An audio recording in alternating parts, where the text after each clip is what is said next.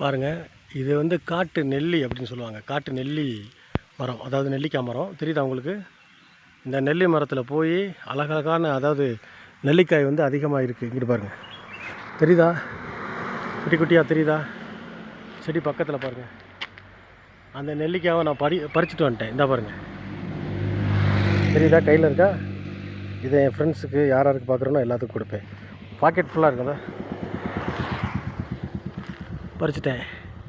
Okay, இது எந்த இடம்? பழனியோடைய டாப் வந்தாச்சு. சாரி, கொடைக்கானல் வர ரூட்டு மேலே கொஞ்சம் சீனரிஸ்லாம் இருக்குது.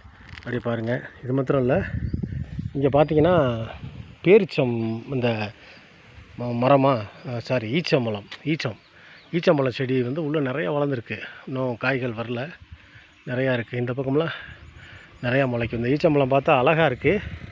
இதை யாரும் பயிர் செய்யலாம், ஆனால் கொஞ்சம் வருஷம் வருஷம் காய்க்கும்.